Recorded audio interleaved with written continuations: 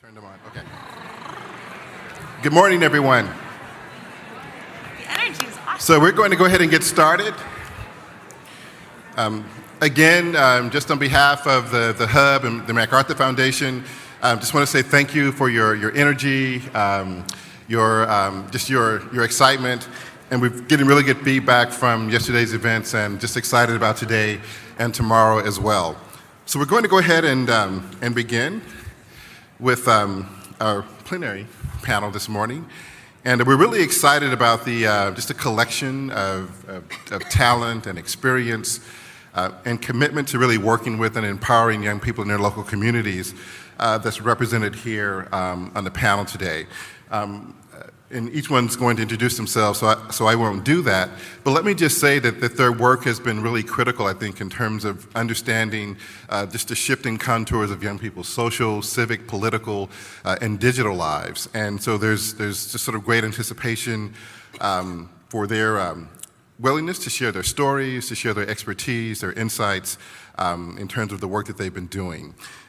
We named this panel Remixing Citizenship and Remaking Democracy, because we think in so many respects the work that's represented here, and certainly the work that many of you are doing, is kind of a catalyst for how we begin to think about the ways in which new notions of social, civic, and political engagement are beginning to emerge, and how that's being expressed in a variety of different ways, some of which Ethan alluded to quite eloquently yesterday.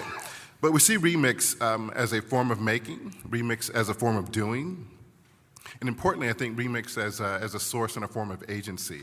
And so in that sense, beginning to think about the ways in which notions of citizenship are being remade, how they're being kind of recontextualized, rearticulated, and creating new pathways and possibilities for how young people participate in their communities and lives around them.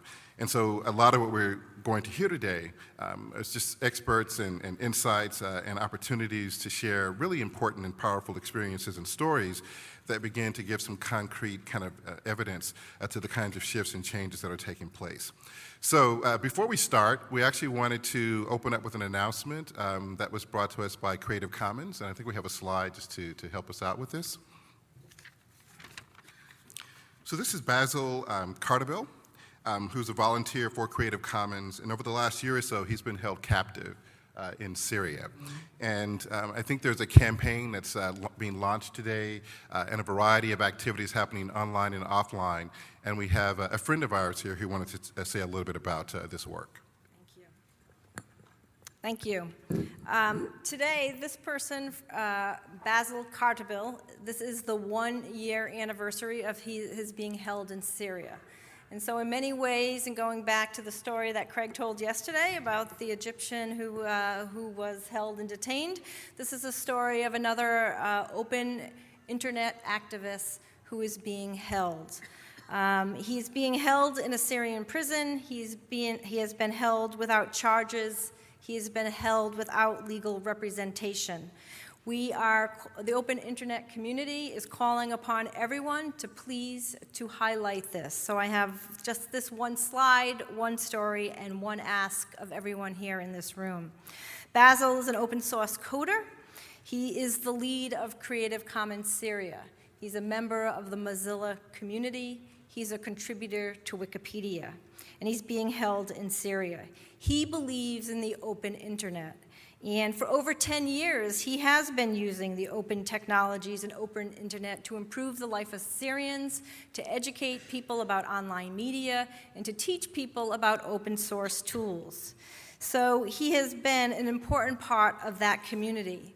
When we all gather here as part of a community, I think this is a very stark reminder that while our work is critically important, and yet, as we work here in Chicago and other people work around the world, that real lives in many parts of the world hang in the balance when they promote the open internet. Basil's imprisonment is really a reminder that we're part of a larger global ecosystem. I want to call out that Foreign Policy magazine has ranked him number 19 of 100 top global thinkers. Just a few weeks ago, the Index of Censorship has announced and nominated him for the Digital Freedom Award. And what my ask is for everyone who has a community and you have a network behind you to please raise awareness, to use the hashtag FreeBasel, to call out to your community, to make the community aware. There are gatherings, as Craig mentioned, across the world today. And I just want to end with just a short quote. I did write a piece for the Huffington Post. It got published this morning to raise awareness about Basel, to call for freeing Basel as we call to free culture around the world. When change comes to Syria, it won't be because one side finally defeated another. It will be thanks to Basel and to people like him who have used his creativity and intelligence to find new solutions. When Basel is free, he will rejoin our community, and he will build a better Syria, and he will build a freer world. Please raise awareness, hashtag FreeBasel. Thank you very much.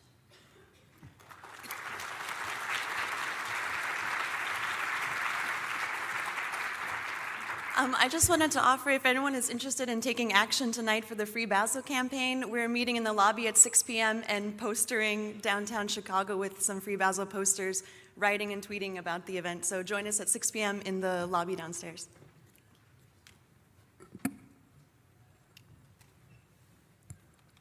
Okay, thank you. So the way we decided to do this is to have each member of the panel introduce themselves and tell a little bit about who they are, kind of some of the work that they're doing, and how kind of their vision for the world in many respects kind of connects to some of the thematic ideas and vision for this conference. So I think we're going to begin with Kathy. No. I'm sorry, with Dana. I got the stick to go first. So hi, my name is Dana Boyd, and many of you in this room know me for my research. I have a bunch of different affiliations, but I identify myself as an activist, as an academic, and as an advocate for young people. My associations at this point primarily is Microsoft Research, which is the academic division of Microsoft. I also have a faculty appointment at NYU, and I'm a part of the fellow community at Berkman. But beyond the research that I do really on young people, I've spent a lot of my life trying to figure out how to use different aspects of technology to really organize and connect activists who have been really passionate about changing the world. So for 8 years, I worked for an organization called V-Day, which is known best for the Vagina Monologues, helping build out online communities to connect people. So it's been really fun to watch all of the different possibilities of using new technologies to think about how to make meaningful connections. Because a lot of what I'm really passionate about is bringing together constituencies who do not normally come together, right? We can think about researchers with technologists, with policymakers, with different kinds of activists, with publics. And I know that's a passion for many people in the room. For me as a researcher, I think a lot about some of the sort of doom and gloom topics of what happens when we deal with young people and some of the darker sides of their experiences. So my projects these days are really focused on things like meanness and cruelty, often formed in the ideas of bullying, a lot of issues about privacy and what it means to deal with the issues of data privacy and social privacy. And probably the darkest project I'm working on right now has to do with the commercial sexual exploitation of children, otherwise publicly talked about as human trafficking. So I look at a lot of what happens within the realm of social media as these great opportunities, both to raise awareness of what's going on, but also to complicate the kinds of networks and connections. And one of the things that keeps coming up in a lot of my work is, when does it make sense to raise visibility? When does actually making things more visible help people? And when does it create unintended consequences that we haven't necessarily thought through? And part of what I'm going to sort of throw out here, and Craig had asked us to give sort of one topic or one project that helps us think through things. And I'm going to give a project that's actually not one of my own, but one that I've been thinking a lot about because it really challenges some of these issues. And that's the project of the It Gets Better campaign. I don't know how many of you are familiar with it. I'm guessing many of you are. But it was started as, in many ways, an awareness campaign and a way of speaking to young people from adults originally, trying to encourage them to be aware of the idea that being queer as a young person, it will eventually get better. And of course, there's a lot of rumblings that happen of like, well, I want to make it better now, and these kinds of tensions that emerge. But what I want to highlight is the challenge that emerged when young people started to actually create It Gets Better videos themselves. Now, most of the It Gets Better video campaigns made by young people were made by LGBT-identified young people, some of whom were out, some of whom were not. They make these videos that were really passionate about what it meant to be queer within their particular community. And on one hand, you'd see these videos and they were really exciting because you saw these young people telling, really exciting stories about how they were accepted or what they did to make something work in their community. But you also saw a lot of videos from young people who were clearly and painfully hurting. Videos of their attempts to first come out, videos that were literally their first coming out activity. And one of the things I started noticing, which scared me, and I've been going back and forth with the Trevor Project on this, were that some of these videos were made by young people who then went on to die by suicide. And it started creating this question of what's going on. And as I started talking to a bunch of young people, I started hearing a similar kind of story, which is that young people would make these videos hoping that the process of making that video would make it better for them within their community, only to find out that making this video, while they were part of a social movement, they were not actually connected emotionally and personally to it. So their video became part of a movement, but they themselves, as embodied actors, did not become a part of that movement. And in fact, their embodied experiences were back in school, where they then would get more torment and more harassment and more anti-queer activities and more homophobic messages. And it becomes this challenge of what does it mean to participate in these very big public social movements.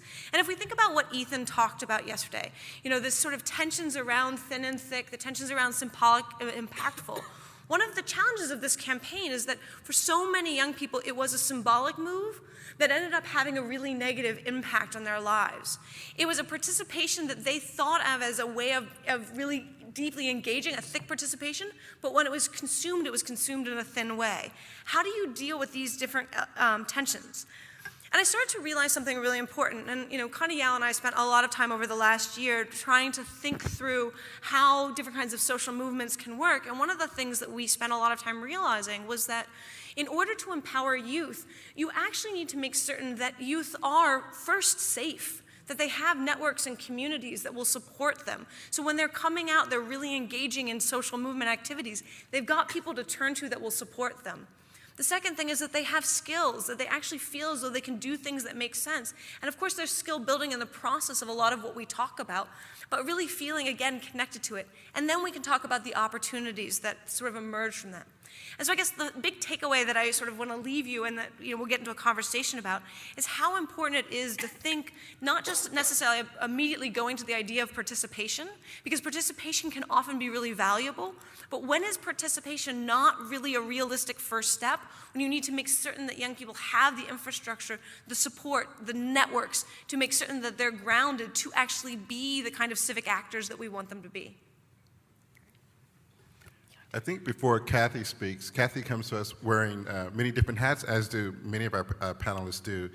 We wanted just to show a quick video of a recent project that Kathy helped to create here in Chicago called the Black Youth Project. And I mentioned yesterday young Chicagoans who launched an online petition that ended up urging the president to come here and speak directly to them about some of the issues facing them.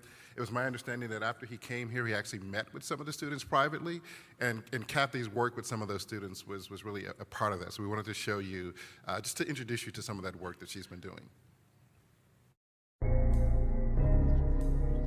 I am 6,935 days old. I am 19. The Black Youth Project is really cool because it's a space where people from various communities can come together and get information. Finally, there's a place on the web where young Black people can speak for themselves. My words, It's the bridging of the gap between academic tools, and so youth can learn about the data sets that are out there about us. You can get information from the rap lyrics database. You can find a whole number of videos as well as articles and blogs that talk about hip-hop in a way that respects young Black people. It is a place where the perspectives of young Black people will be heard loud and clear. backs of books that I was never supposed to read. Too often we hear of the extremes, either those that have made it or really the millions of young people who are incarcerated, who find themselves in failing schools. I'm sorry to say, your best friend is gone. Now you know why? I don't pick up the phone. And we can actually talk about things that matter to us. A lot of youth have something to say now. We understand now, and we want our voices heard now. And at the forefront of every civil rights movement, every war, every story that your grandmother spoke words and told, there was a remnant of educated young black activists screaming to ears that have yet to be listened to. Hi, my name is Lee. Edward James. Jonathan Likes. I'm Summer. And my name's Justin. My name is Camille. Alexandra Maffa-Bateau. Hi, I'm Kathy Cohen. I'm 19 years old. I'm 19. 24 years old. I am 17 years old. I am a blogger. I am a blogger. The principal investigator. I'm a poet. That's all you need to know. When I was 1 day old, my voice began to beat out into a cry. I would not be silent. I will be heard.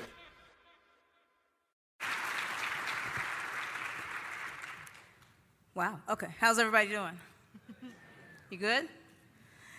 First of all, I want to thank the planners of this incredible conference for the invite to be on this incredible plenary.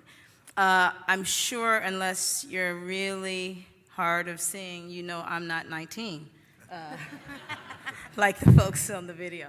I am a little older than 19, but as Dana would say, I think of myself as an activist, as an advocate.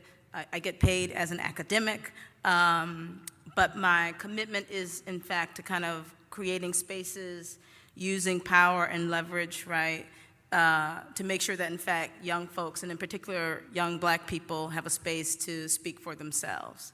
I should say, you know, I'm sure I'm here because, in fact, I'm the founder of the Black Youth Project, but everything that's really good about the Black Youth Project is about kind of young black people deciding, in fact, that they wanted to hold on to a project and build a project that would allow them to kind of speak for themselves, to engage and produce research that matters and that was accurate about who they were, and probably most importantly, to engage in political projects that was about kind of advancing their lives. So for me, having this discussion about kind of civic engagement and political engagement from on the basis or kind of in the lives of young black folks, for me, this is not a kind of an abstract proposition, right?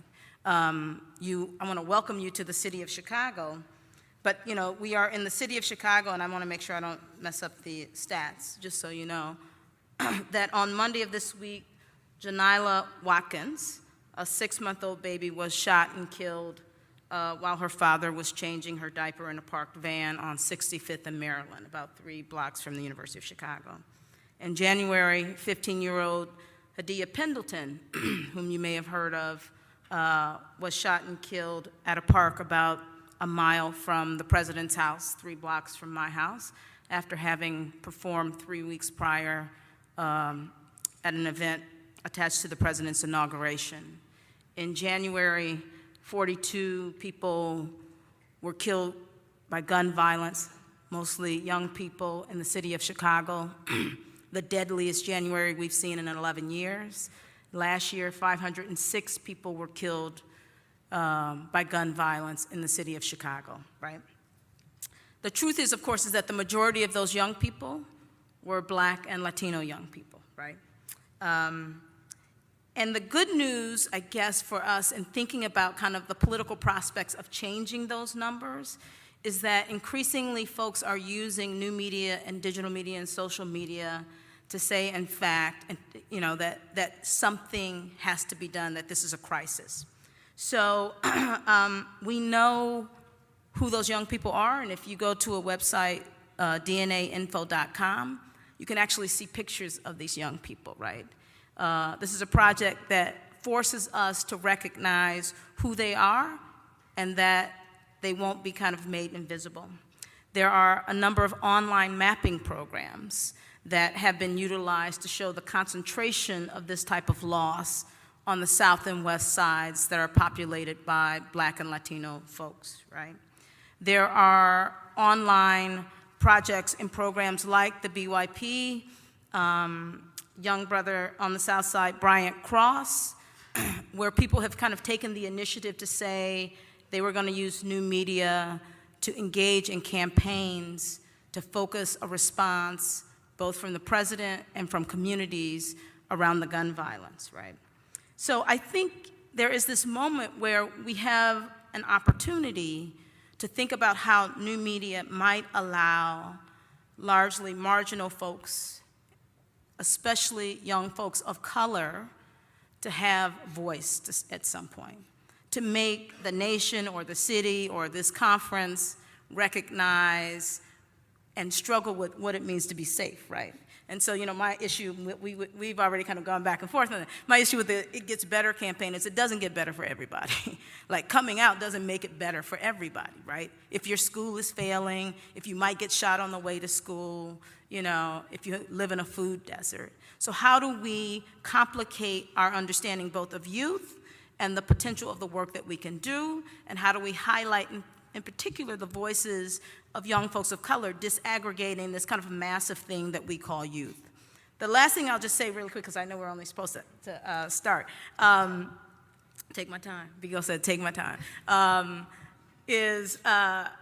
think, as part of the MacArthur Network on Youth and Participatory Politics, which is an incredible group of people to work with, one of the things we're kind of struggling with is the difference between voice and power, right? And I think that new media in many ways opens up the opportunity for expression and voice. I think what Ethan talked about is kind of thin or symbolic, not to say that symbolic isn't critical or important, but I think we have to figure out what is the infrastructure that moves expression and voice to real power, right? The power to transform folks' lives. And not every project is about transforming lives in the real sense of the word or phrase, but for some folks and for some folks of color, that's what it has to be about, right? It is not an abstract principle about participating in a democratic process. It's about, am I going to live and will my communities be viable? So I think there are just incredible opportunities and questions before us. It's really exciting to be in this room, and I know we're going to have an incredible conversation. Biko. How you guys doing? All right, I'm the hip hop dude up here, so always got call and response. How's everyone doing? Hey. Thank you. My name is Biko Baker. I'm the executive director of the League of Young Voters, and I'm excited to be here. I want to shout out to the panel organizers, especially Dr. Watkins for having me. It's cool. I really appreciate it. We have a same friend who sort of connected us, so I appreciate being here. The League is a youth-driven organization. Well, we have leaders in California, Texas, Georgia, Maine, Ohio, and Wisconsin. And I always tell people this because I get in trouble. Even sometimes my team gets mad at me. But Wisconsin is my home, and it's also my learning lab. Milwaukee is one of the youngest and blackest communities in the country, and I've had the privilege of spending the last 8 to 10 years learning on how to get young people, especially young black people, excited in the civic process. And so I'm going to take you on a path with me, all right? Quick story. Raise your hand if you know anybody that's been in jail or is currently in jail. All right, put them down. Raise your hand if you know anybody that's been murdered. Okay, so it's fewer. For years, my organization has been doing this sort of quick exercise or spectrogram just to get a clear sense of where people are at in our trainings. And when we do this with young people of color, young black and brown youth, almost 100% of the times, both hands, they just stay up. And it's pretty sad. And as we got better at the training, we traveled more, and whether it was in Cincinnati, Pittsburgh, Detroit, Oakland, Chicago, young black youth always raised their hand. And after years of doing these trainings, I started to get numb, not because I don't passionately believe in the young people that we're working with, but because it started to be overwhelming that our community had seen so much death and pain, and no one was dealing with it legislatively. So around 2006, the young leaders in my community started to get more actively involved in the civic process. We realized that the local political economy was being driven by the very pain and destruction that was getting young people in our programs to raise their hands. In fact, during his first campaign, our local district attorney told us that drugs and violence undergirded the local economy. In a very not so subtle but sympathetic way, he told us that the underground economy is holding up a number of sectors. So another exercise for you guys. You ready? Who do drug dealers make money off of? Community. All right. That's pretty much what the answer we get from, where we're from, they might call them hypes, crackheads.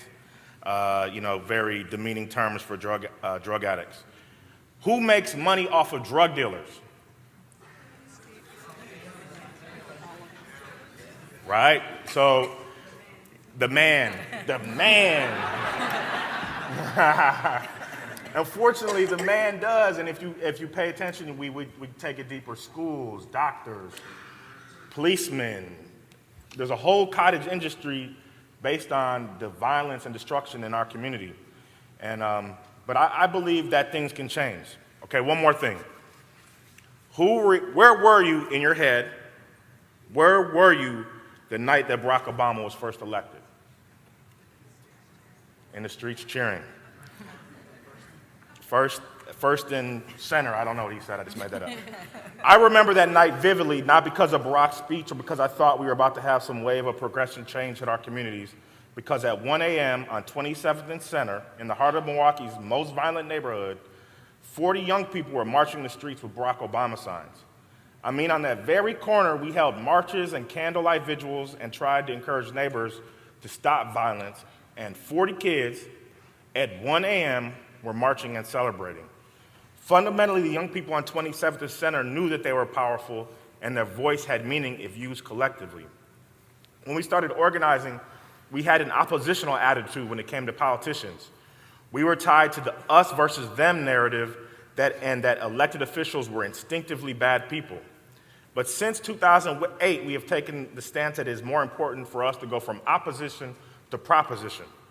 For example, we recently teamed up with younger members of Milwaukee City Council to throw politics and poetry, a spoken word event in City Hall, which was tweeted and was trended locally. We also currently are working with the city to find ways to use technology to improve communication with the community.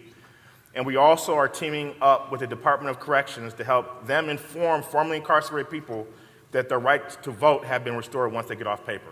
And I can sit up here and tell you how we use all these tools. Everybody here knows the tools, but it's integrated and it's constant in our campaigns. And these propositional activities aren't being driven by me or a fancy corporate board, but the young leaders in our network who see themselves as change agents whose voices are powerful.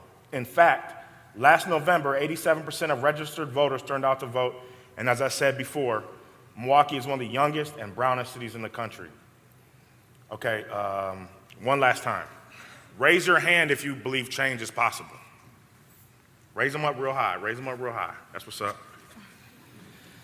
I absolutely believe that our communities can change, but we must work to transform the way our cities and neighborhoods work.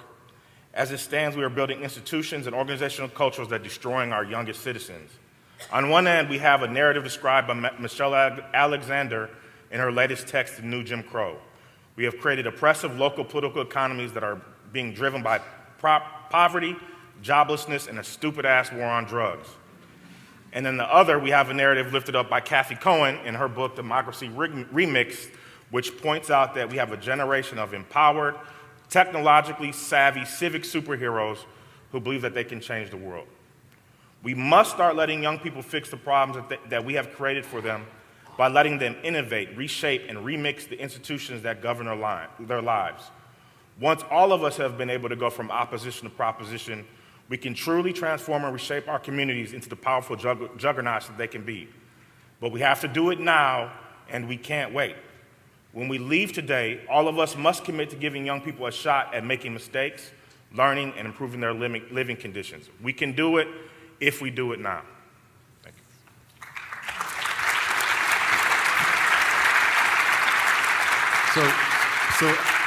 So before Astrid, am I on? Am I on? Yeah, okay. So before Astrid speaks, I just wanted to, we got a video that we wanted to queue up for her as well. And she'll speak to this, but Astrid was at the center of arguably the biggest social and political earthquake of the last 2 to 3 years or so.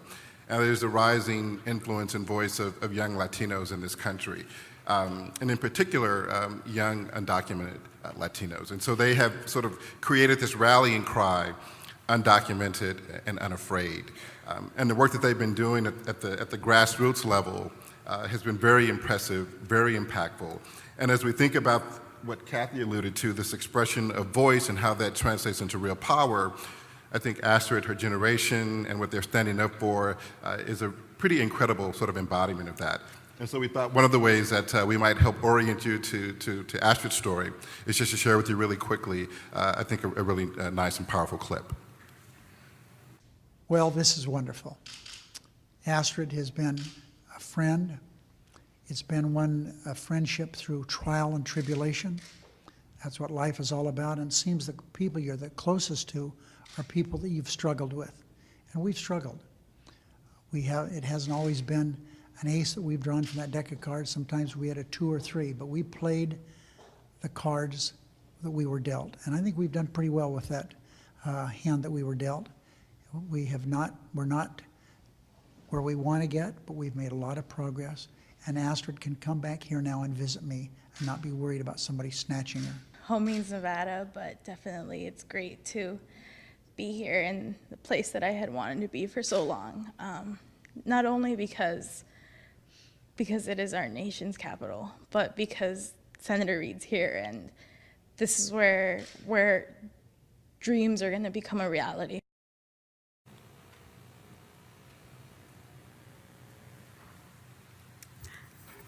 Well, thank you.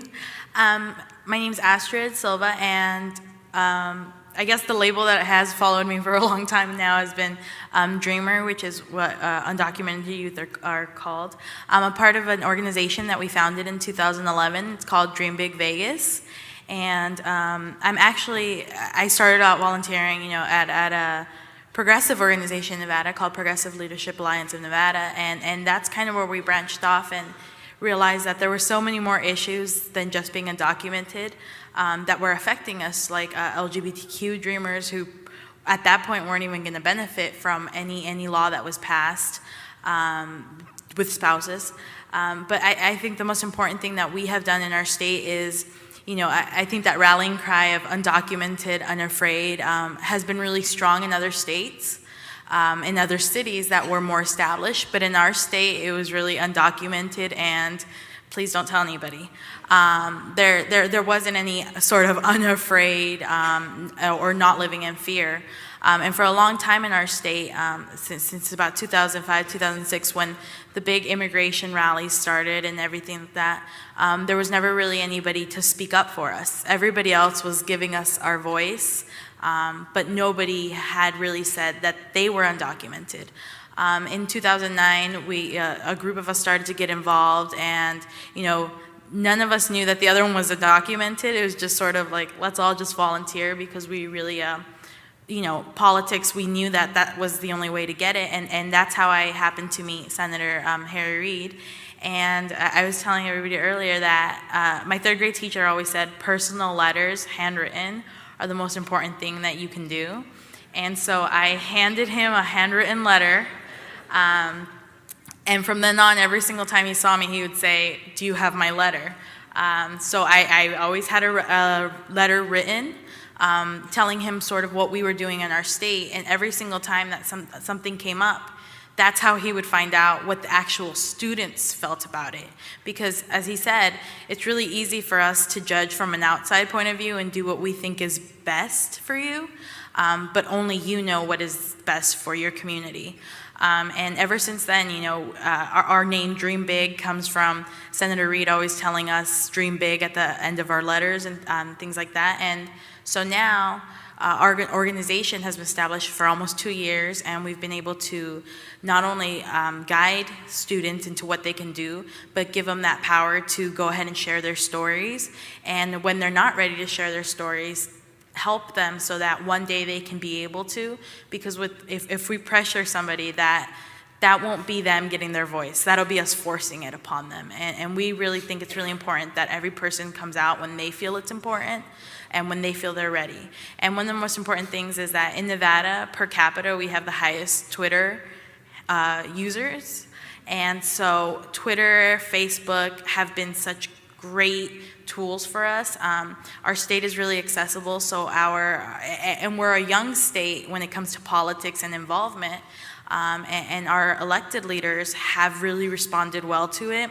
Even those who are opposed to us, they sort of, they know that we're there and we're going to be ready to answer back and to anything that they have to say. And I think more than anything, we showed that in 2012, first in 2010 with the re-election of Senator Reid against a woman who was very anti-immigrant and very basically anything progressive. The Latino vote turned out in the highest rate they ever had. And then in 2012, the minority vote, the Latino vote included, was one of the highest ever. And I think we'll only continue to show in our state how that can change and how dreamers are going to continue to go out there and help our community vote. And hopefully one day we ourselves will be able to vote.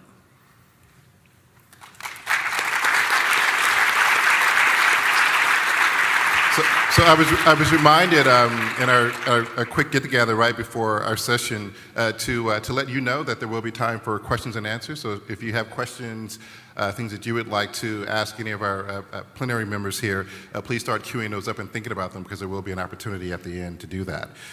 So a lot of obviously really important themes and issues have just kind of emerged in terms of these intros.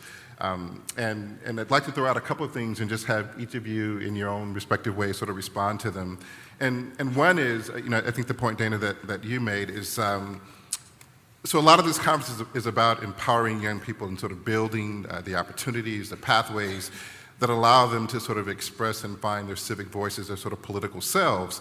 But to what extent do we think about what, if any, risks are associated with that, and what does it mean to become more visible in that way, and how do we begin to sort of grapple with some of those possible tensions there? And then this issue of voice and power, I think is really something that's important and a very powerful point, and I would love to hear more about how each of you think about that in terms of, because I think in many respects your work has certainly been important in terms of supporting young people's abilities to kind of find and articulate their voice. Then how does that translate into various forms and expressions of power at various kinds of levels? So for me, I think hello? Okay. So for me, I think one of the most important things to keep in mind is the importance of networks. And you really hear it through each of the stories that come up here, which is that when young people are actually able to tap into and be a part of a network, not just as individual actors contributing to a collective voice, but as people who are part of a community where they can make difference, that's where you see a lot of the real resonant power come into play. And I think that, we often look to social media as the possibility of creating those networks at the same time that we encourage young people to never talk to strangers. And it's this interesting tension, because a lot of the kinds of civic or political actions that we want to engender really require young people to talk to strangers. They require them to appreciate that they're actually engaging on the same practice, that they're working towards the same goals, that they can be a part of a community that works together to achieve something large. And so I think that we really also have to grapple with this tension, because I think that we actually have to think through how to actually build meaningful, sustained networks, and that actually allows young people to feel as though they're part of something, and that provides a central force in which you can actually start to achieve different things.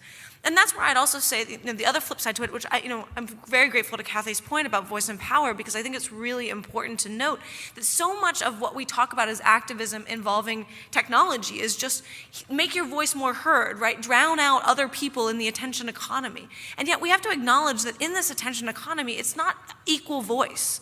Some people are heard a lot more than others. People with already existing privilege are heard much more. And as we think about the ways in which these technologies are being, utilized by corporate interests, we're seeing a real silencing of a lot of marginalized voices. So I want to sort of not assume that the technology creates this voice for everybody, but to really think then about what does power look like within a network society where there are all of these different kind of controls that are emerging. And I think that's something really to grapple with as a DML community. You want us to go down? Okay. So let me say just a couple quick things. First is on the question of kind of empowering young people. I mean, I think one of the things that the Youth and Participatory Politics Network, it's not our official title, struggles with, is really thinking about kind of the ways in which young people, in fact, are empowered by giving them voice, right? I don't want to minimize the importance of communities that have largely been made to be silent, finding places and platforms where, in fact, I keep talking about they, in fact, can speak for themselves. I think the other thing that we are kind of learning through the framework of participatory politics is that young people are also imagining politics in different ways, right? That they are pushing back on the boundaries of a traditional institutional politics and instead understanding kind of the targets of their focus to be oftentimes providing information, creating new media that gets disseminated among their own networks, right? So there's a way in which, in fact, that empowerment also envisions and creates a different sort of politics. So I think that, in fact, is to be embraced and applauded. I think the other thing, though, that the network really tries to think about is if, in fact, in the end, how one secures the things that are important to you requires a certain form of traditional political power, then how does a participatory politics relate to traditional power? And that is this question of kind of voice and power, and where, in fact, we understand participatory politics, voice, and its relationship to power. Now, on that point, I would say, and I think I would agree with Dana, that I think the most effective examples are where young people are utilizing kind of, as Joe would say, the affordances of new media, but are also rooted in an infrastructure that allows them a kind of sustained engagement with the political domain. And so part of that infrastructure may look like networks, it may look like organizations like the League, but I think if we don't have a kind of broader framework for understanding the political and civic power of young people that includes new media, but also has to be based in a larger infrastructure, and sometimes we call it social movements, sometimes it looks a little different, then I think we might miss this opportunity to really allow young people to kind of leverage their expertise in a way that we haven't seen. And the last thing I'll say is kind of in traditional spaces of politics, expertise is thought to be equated with often age and experience. And one of the amazing things about new media is that that's a space where young people actually have expertise and more knowledge. And that becomes a place that I think we have to invest in and build. So. Well, I just have a quick story. We were in the basement at the University of Chicago days after Adia Pendleton had been murdered. And it was a couple, I mean, it was a network, me, Bakari Kitwana, Lisa Fager, some Black Youth Project staff. And before a meeting, all of us just started chopping it up. Kathy and the team had put a petition out, and then she said, tweet. And the next thing you know, some of us started tweeting, and the goal was to get Barack Obama home just symbolically, and then maybe to put some pressure on him to raise up the violence as a narrative that we need to be talking about. And then within a couple of weeks, 45,000 people? 49. 49,000 people had tweeted, signed the petition. Washington Post columnist wrote a story about it, got into the Washington news cycle. And then, 3 weeks later, Barack Obama is in Chicago addressing Kathy Cohen's students. This is powerful. I've been dealing with gun issues, since the Wisconsin chapter was started as the Campaign Against Violence. We felt nobody would ever listen to us. And here we are 6 years later having the president in Chicago in a private meeting talking with young black kids about violence. Would not have happened without the power of the internet, and it wouldn't have happened without the power of Twitter. However, I would say that if we don't collectively work together on the same voice and message on the same frame, it doesn't matter. It's only when we work and aggregate our power together that we're able to bring both voice and participation together.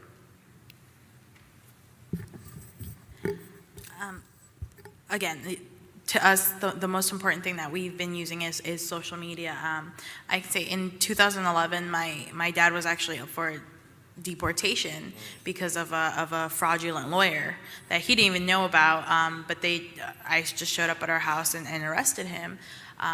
And within a day of that, we had about 1,100 petitions ready to go and to get him out of being in an ICE holding. And without social media, without being able to have those connections within our state and outside of our state, there would have been no way that would have been able to happen. And now so many dreamers are using petitions and these things to save their families, because we know that if nobody outside our community knows what's happening to us, nobody's going to ever find out of how this happens every single day. And that again goes back to giving us our voice, where we appreciate the help from everybody else, but sometimes there are only things that only you can say through yourself that nobody else might know. And I think the most important thing for us has been that we're realizing that our leaders have flaws.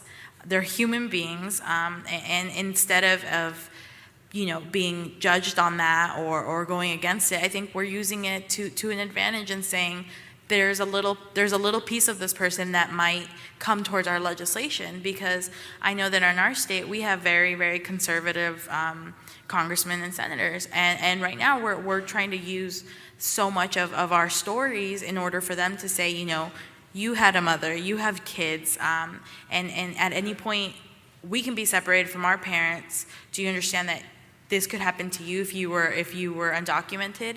And I think that it's really important that our leaders see that, and particularly with our situation, but obviously that goes with anything else, that sometimes we forget that because we've lived our stories, we assume everybody understands the same, we use different words, we use different messaging, but I think we sometimes forget that those leaders sometimes have lived outside of our bubbles, and that's why it's really important to get to them through any way possible, and right now social media has been that tool.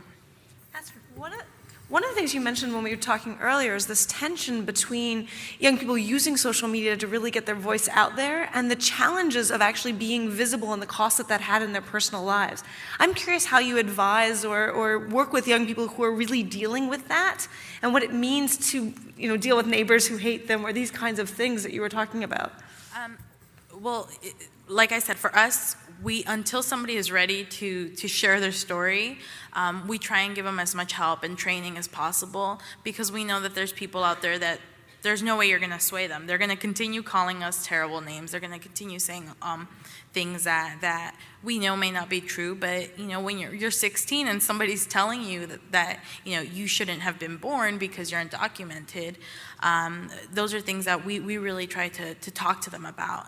And that's why I think that outside of our state, there's so many students that are coming out now because they're finding the courage in their community. Our community is still really small, even though we have our state is so large geographically, but really we have 2 major cities, and that's it. And so we have one newspaper. The rest are small printed, weeklies. So it's really important for us to make sure that these students know that when they share their story, there's a possibility that their neighbor's going to find out who they are, that the guy at the grocery store is going to find out who they are, because there's not that sense of anonymity, I can't say it, of being anonymous anymore. And it's really important that for us, we give them those tools to be able to go ahead and say, eventually this is going to come out, and we've seen that it helps families more than it harms them, and it's really important for them to see that at the end of the day, we're trying to save all our families, but we can only do that if we know that they exist.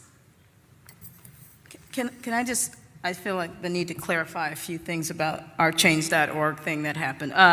So someone said Barack Obama came and talked to us. There were like 700 other people in the room. I know he was really just talking to us, but, and I know, and no, I appreciate that. I mean, actually there were all these elected officials down low, and we were up in the bleachers, and I've said like all the young people except from the Black Youth Project were in uniform, because the kids from the schools had on uniforms, and the young people ushering folks in were from the ROTC, right? So it's like all these young black people in uniforms, the president, and a bunch of elected officials. The second thing I would say is, that type of mobilization was really interesting, because in many ways it spoke to what young folks can do using Twitter and Facebook, and what happened in that basement, as Biko says. But it also speaks to, I would argue, kind of a new elite, because when we put this petition up on change.org and we started to get some flow from people tweeting about it, there was a moment when change.org contacted us and said, hey, we like your petition, so we can help you. And what they do is they have a database of about 1 million people, and they test out messages right? They do an A/B testing, and they figure out what's the best message, and then they send that message to their database. And we stopped at 49,000 because the president said he was coming. I am absolutely sure through change.org, we could have gotten 100,000 plus, right? So it is complicated for us to think about what we did, what young people did, and what this kind of new online infrastructure or kind of elite system based in change.org did in terms of picking and choosing which types of events would be, or which types of campaigns would be successful.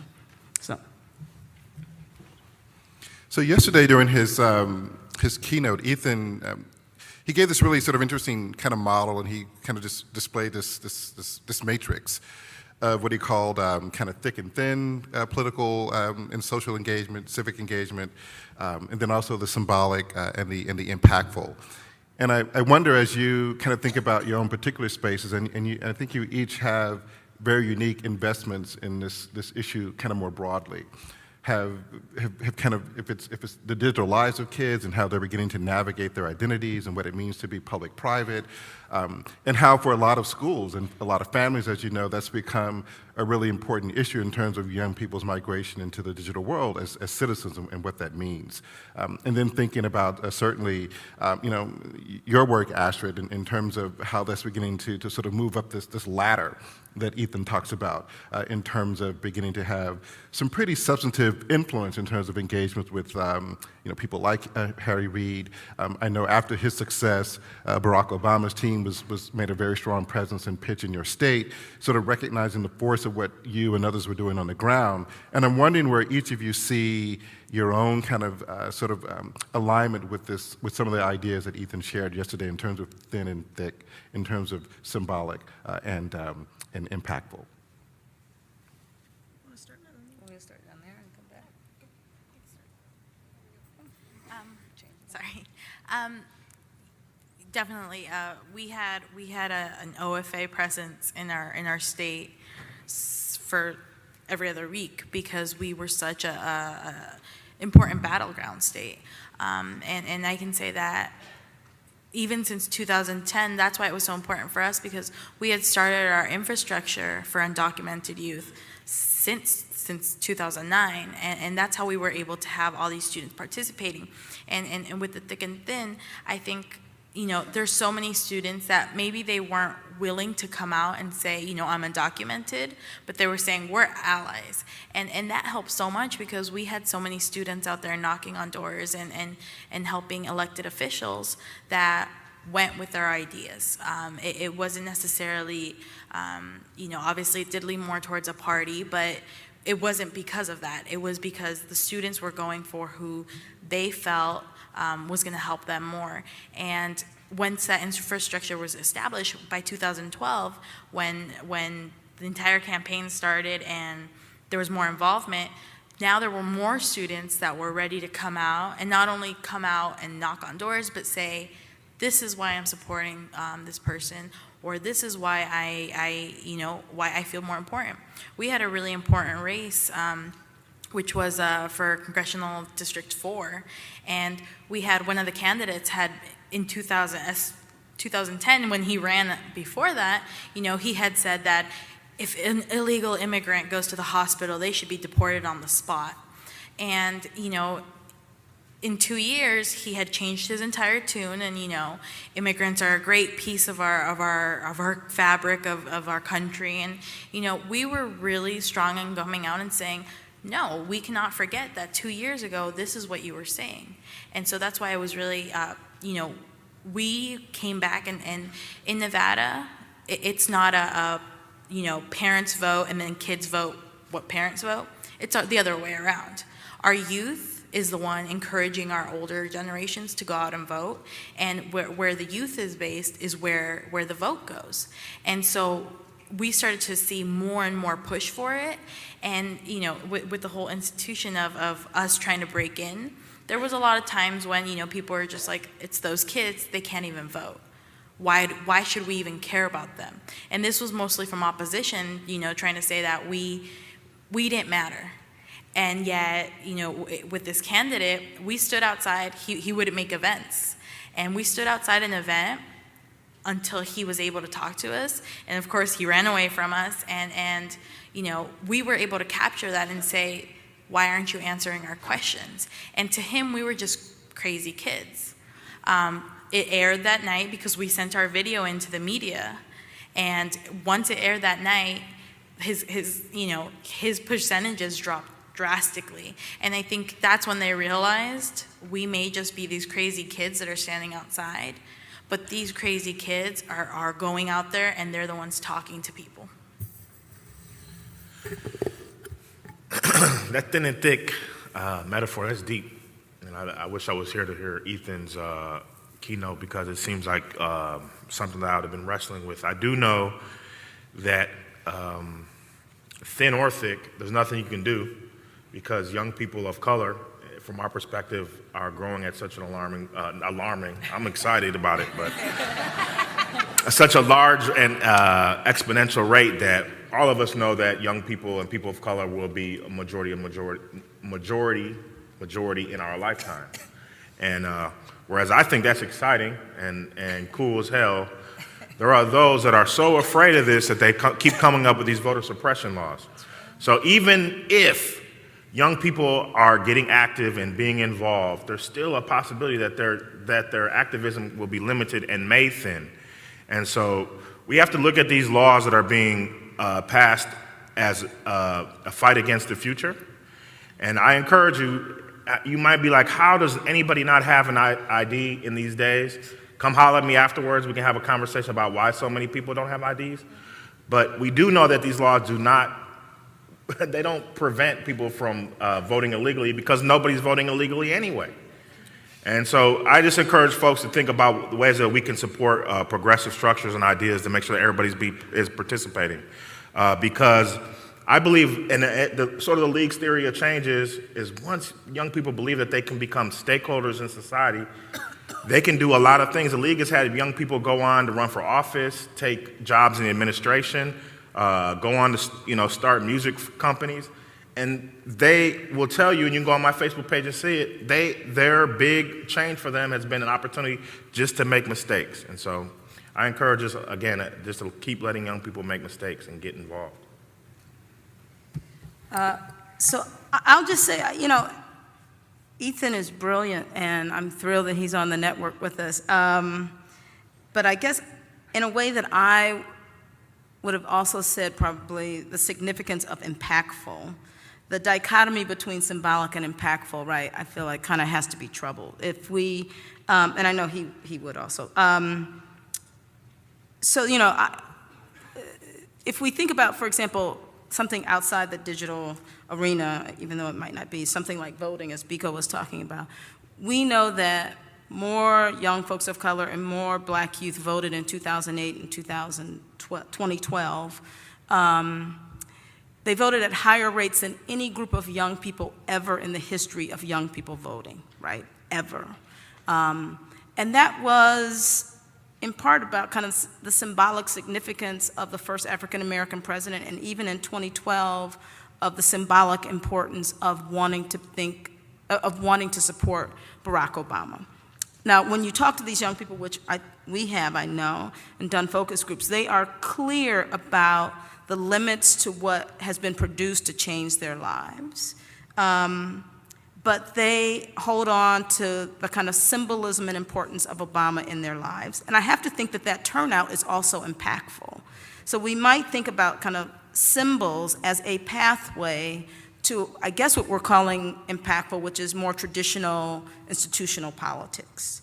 But if, in fact, a symbolic engagement changes consciousness, if symbolic engagement provides an opportunity for success, we know in social movement theory, for example, that if you have a win, if you participate, if you become embedded in networks, you're more likely to do that type of work that's impactful. So I think the types of programs and opportunities, platforms that we're building at times might look only symbolic, but I think at some place they have to also lead to and be mindful of how symbolism is a pathway to, I guess, this thing we're calling impactful, and is actually impactful in terms of people's consciousness and commitment to a politics. So.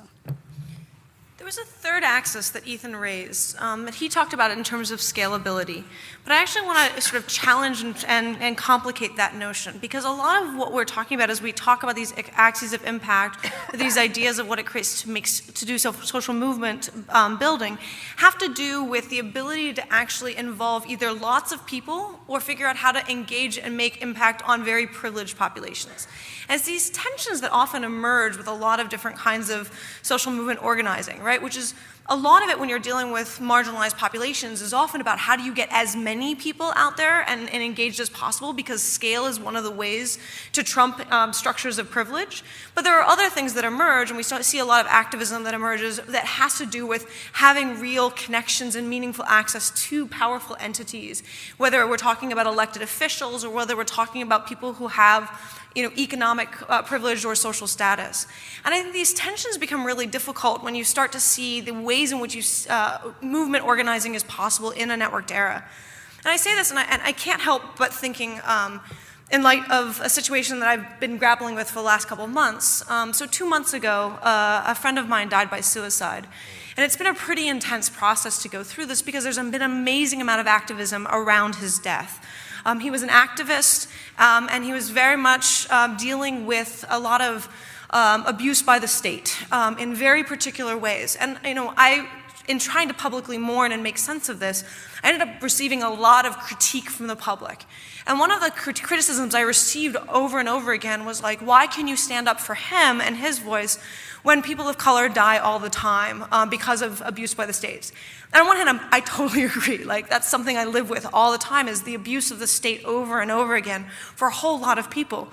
And one of the challenges with my friend is that he was extremely privileged. He was extremely well networked to extraordinarily privileged people, many of whom are in this room. He had access to a lot of people who, in many ways, controlled the networks and were able to make a lot of attention emerge after his death. And there's a lot of political activism, much of which is deeply needed, because the regulation that was being used to go after him was absolutely horrifying.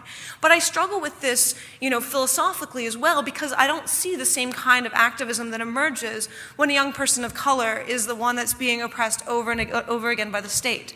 And so we can talk about these things and we can build these massive networks, but how do we also talk about these moments of very local networks for less privileged populations? And that challenge of scale to me becomes really important, because I don't want it to just be a numbers game of how many people can get killed in Chicago before we'll actually take action, or what happens when it's one symbolic, perfect case. That's scary to me. How do we actually build a kind of activism, a kind of movement that recognizes that we're dealing with deep structural inequities, and that we're talking about people's lives, whether they're privileged populations or less privileged populations? And this is what I hope with a lot of these technologies, that we don't just move into a game of numbers or a game of symbolism, but figure out actually how to respect and recognize people for where they're at, regardless of how privileged they are to begin with. Can I touch a little on that? Within the Dreamer movement, even there's so many, where there are many of us who are privileged. I grew up in a family with 2 loving parents, open to anything, and they try to give me the best life. But we know that there's so many students out there who had to work, who had to sustain their family, who had to, I've never driven in my life, but I know that there's so many students that had to drive to get themselves to their work and from. And those are the kids that have those tickets for not having a driver's license and for, doing what they needed to do.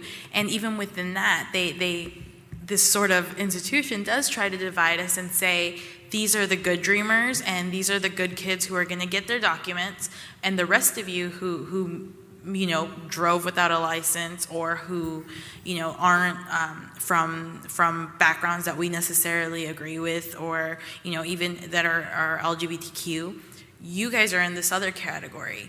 And to us, that's obviously something that we're trying to move away from, and especially now that we are focusing more on entire federal immigration reform. But there are those categories of where they try and say, these are the good kids, and these are the sort of, they grew up on the wrong side of the tracks kids. And that's something that we all need to continue to move away from, especially in social media, where, now it's like, you hashtag dreamer, and to that's somebody who's, you know, going to graduate high school or graduated college. Nevada has the highest dropout rate in the country, unfortunately. And now that we're filling out deferred action forms, while helping kids to do them, we're finding out that in our state, so many of these kids had certificates of completion, which meant that they were just basically passed on through the system. And then when they graduated, these kids are so proud, and their moms have them in frames, and they come in and they have them. All it means is that they went to school. It doesn't mean they ever really fully got enough credits. And so now these kids are finding out that, you know, something they've had on their wall isn't really a diploma. And now those kids are sort of being cast aside and said, well, until you finish your entire education, then you can apply for this benefit to not get deported from the country you know. I think that's a very powerful point, and something that I think connects in some really important ways with the DML community. And so much of what I hear from you and how we thought about this is that, you know, this is a struggle on many different levels for many different things. And as we think about literacy, as we think about education, and think of those as sources and pathways to various forms of empowerment and expressions of that, I'm really struck by that example, because I think in so many respects, the struggle that you and other dreamers have been a part of is not simply about politics and senators, but it's also about what's happening in people's everyday lives, the quality of education that they have or don't have access to, and how critically important those are to really enhancing and providing opportunities for young people. So I know it's really important to the panelists here to take questions, and I think we have mics. Yes, we do have mics, and it's hard for us to see, and we'll do a good job of trying to identify you. But please come forward if you have any questions for the panelists, any reactions to what you've heard, thoughts, perspectives, just to add to this conversation. We'd very much appreciate the opportunity to have that time with you. Come on, no questions? No questions. We see some people making their way to the mics. Go ahead, right here. Hi, my name is Will. I had a question for Dana. You mentioned, just kind of glanced by, a disparity between people who create media with thick intentions that's treated in a thin way. I think that often happens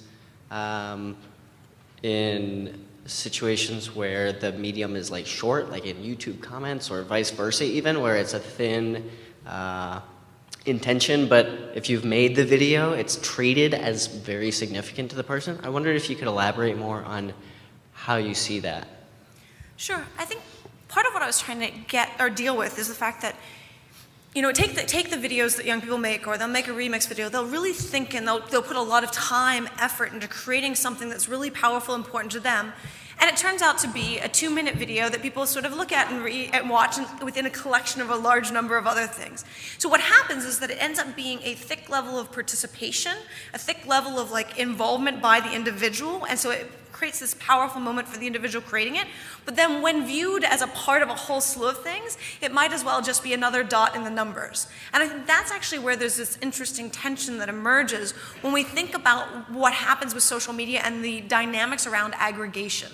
Right, when the focus becomes on aggregation, and we literally hear it, this many videos were made in response to X, right? And then we count the numbers as opposed to, oh my gosh, all of these people spent so much time, passion, sweat, tears to participate. And it's also all of these ways in which, how do we even think about participation? Because so much of it becomes numeracy.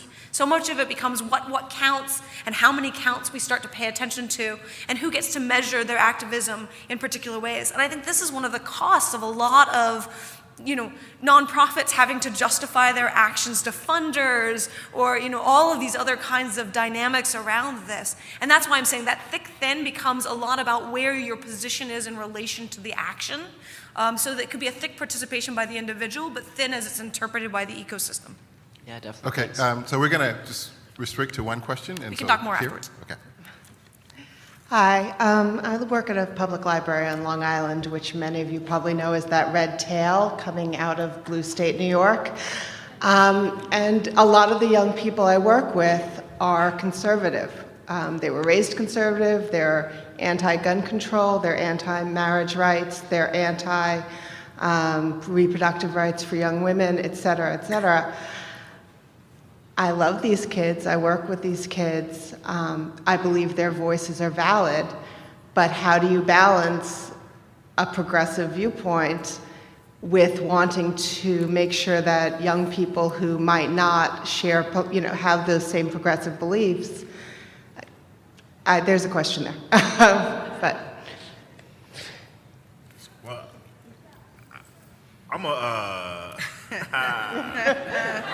Sorry. I believe in democracy. I believe that democracy is powerful. I feel like we shouldn't shut it out because, unfortunately, when we try to do that, they'll come with even more oppressive things. But I grew up in the most segregated city in America by the 2010 census. My parents loved them to death, but they sent me to a private Lutheran high school. And every day I get on Facebook and try to create messages for my high school friends just to anger them. But I know I'm winning because there's friends like I've gotten out behind the filter bubble. People who are not even my friends who I don't want to like, they won't like me, will comment on our stuff. We just have to go out and organize. Chances are these kids haven't left Long Island. And if we're able to connect them to a bigger world through the internet or through just getting on a train, we can change them around. I believe that my goal over the next 2 years is to organize with conservative white folks or people of color because I believe that they can be turned over, they can be switched, just as young people of color used to be all the homophobic stuff. And I've seen in practical examples over the last 2 or 3 to 4 years how the hip-hop generation has become more progressive.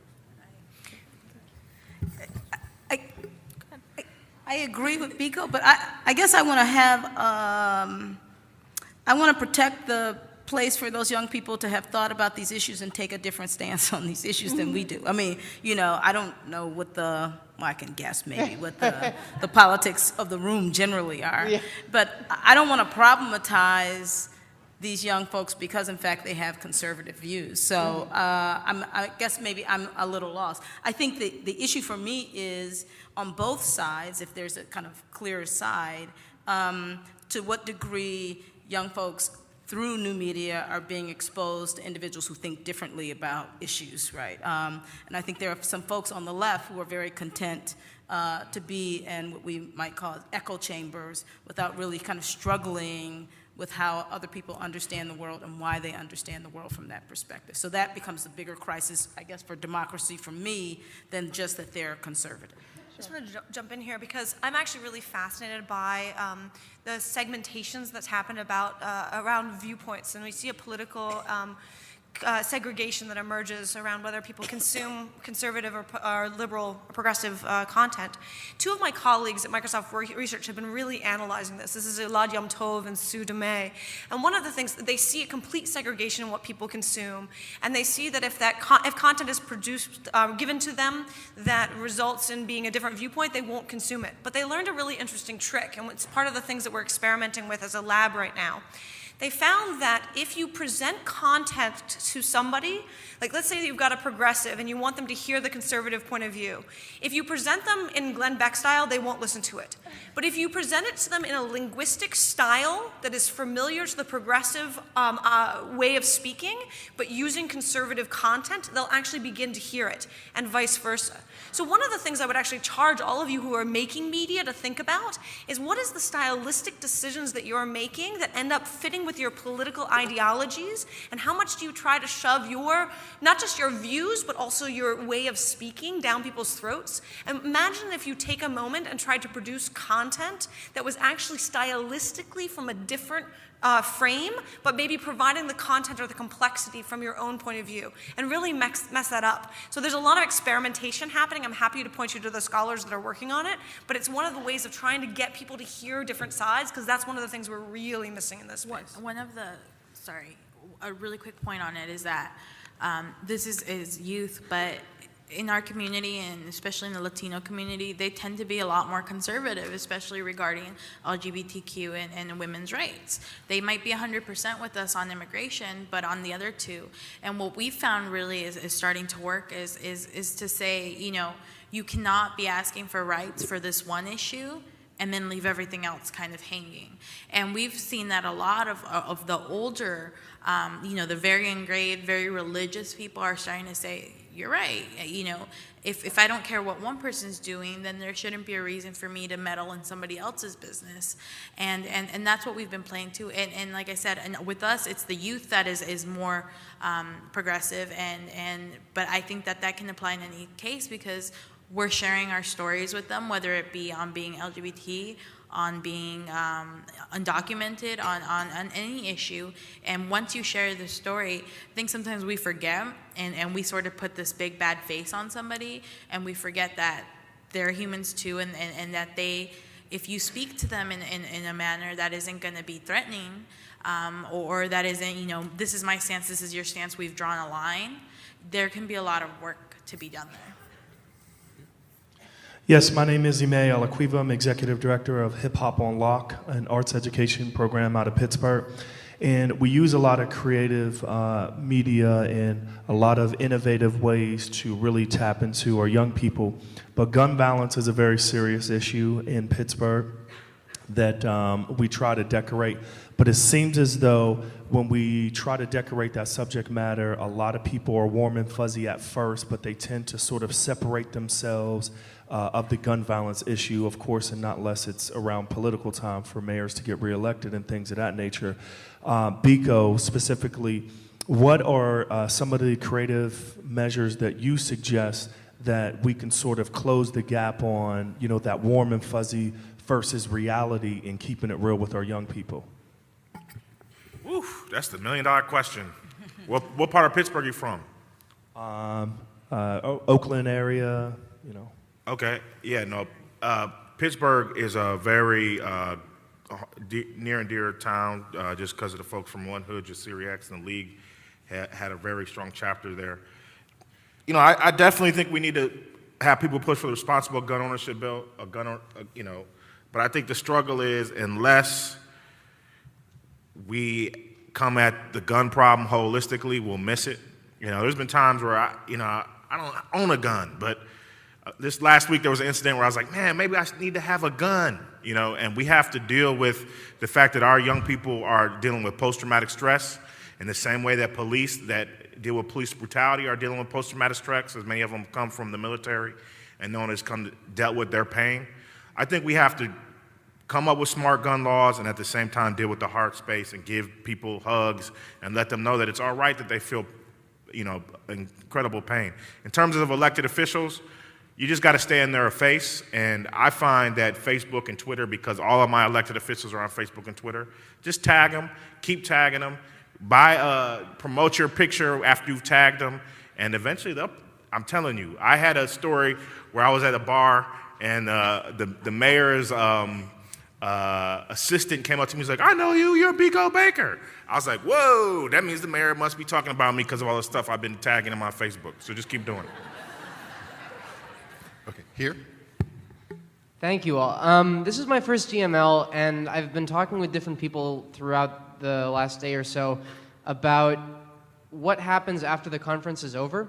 I've talked with people who are doing all sorts of digital media and youth media work all over the country and all over the world, and I'm curious about how to make something sustainable and how to make something wider that will continue on outside of this wonderful space where all these people are working on interesting things. This is for anyone on the... So one of the things that I've always enjoyed about DML is sort of precisely related to that question. So maybe you already have had the opportunity to, if it's various panels or chances to meet and have conversations with people, but the truth is a lot of people sitting out there are doing this work and doing work like it. And so my sense is that there's always an opportunity to sort of learn more about what people are doing, to try to connect your efforts and interests with that. And so we don't see this as just a conversation that stops here. In fact, there are things that are already happening before people arrive here, things that people will be doing when they leave here. And so it's our sense that there's a lot of activity, there's a lot of movement building, there's a lot of institutional work in local communities. And so these aren't conversations that we have just for the sake of having conversations. I think people really leave here with new ideas, thinking about new platforms, new modes of intervention, new sense of agency. And so I would encourage you, just to have conversations with people. There are workshops where people are actually demonstrating, kind of putting on display the work that they're doing, the ideas that they're putting into action. And so this is really, I think, kind of an action-oriented kind of space and conversation that we try to facilitate here. Hi, Mimi Ito, UC Irvine. I really appreciated Dana's pointing out, the differential power in different social networks. They're not all created equal, and when we talk about numbers, we really also have to talk about privilege within the same breath. Sort of jumping off from that, I really wanted to say, okay, so what do we do with that insight? My intuition is that there's sort of a special moment when networks of differential power overlap and unite to do things together, that there's a level of strategic thinking that we can do to unite sort of the numbers game with the differential privilege sort of metrics in ways that can be very intentional and effective when done right. I know that sounds pretty abstract, but for any of the panelists, I'm really curious if you have a very concrete example of a strategy for how to deal with differential power in different social networks, how to bridge or connect that, either as a strategy or as an example of it actually working. So for me, I have a sick and twisted social engineering love about some of these issues, because I actually think that you can engineer situations in which people connect across privilege lines in ways that are extraordinarily powerful. And the weird thing is that we had two historical environments where that actually happened for young people that in many ways we've actually slowly dissolved. The first is actually the military, which actually historically was a way for people to connect across privilege and difference lines that was extremely important. And as we've shifted and privatized huge chunks of our military, we have lost some of that. The second historically was more elite institutions, and it didn't work across all spectra, but it was really interesting about how colleges, for example, would social engineer people to live together or be exposed to people so that they actually were making connections across lines of privilege. The reason I point these out is we're dissolving them for different reasons. And what I'd say back to, especially the activists in the room, when are there moments where you can get people who are at different levels of privilege to build friendships because they're actually stuck in a situation that they are really frustrated by together? Because when they're really frustrated, they bond. And that's actually a really important process, and it's one of the reasons why military and dorms are actually both very powerful, because it's really frustrating. So how do you actually design situations where it's not just people coming together kumbaya style, but coming together having a similar frustration with some other entity where they're trying to make that change and find ways to connect them? And I think that we should also think about where we build institutions and where we build opportunities for people to connect, and really consciously think that through as a part of our activism, because I think building those networks is really where we're going to start to see some of this change happen. So can I just jump on that really quickly also? Because I think first of all, kind of understanding the multiplicity of identities and social positions that allow for differential privilege is really important.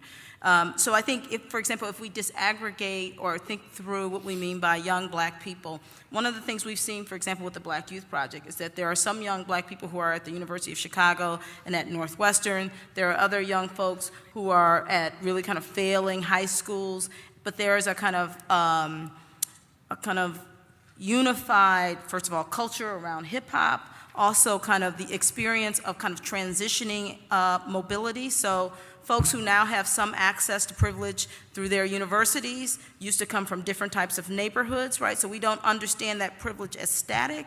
And so I think that allows for us to kind of even kind of think through where we think we see kind of homogenous groups, the different ways in which people have access to power and what they're bringing to the table to work across those different communities and different networks. So. Okay, so unfortunately, we're getting the cut it off signal, and so we have to cut it off. And feel free, please, to come up and ask questions individually here with members of the plenary. Before we close, we have one final announcement and opportunity we'd actually like to share with you. And this may be kind of a direct response to your question about how do we continue this conversation, how do we continue some of this work. We'd like to tell you about an exciting opportunity you can share with your networks. The Illinois Humanities Council, with support from the MacArthur Foundation, is sponsoring a nationwide digital media competition called Looking at Democracy. The purpose is for participants to generate short, provocative digital media content designed to spark a conversation about how we can strengthen American democracy.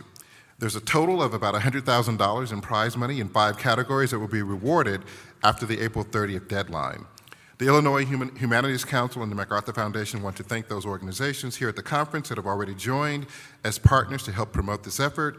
If you want to learn more, you can visit www.lookingatdemocracy.org, and we also have a short video that we wanted to share with you.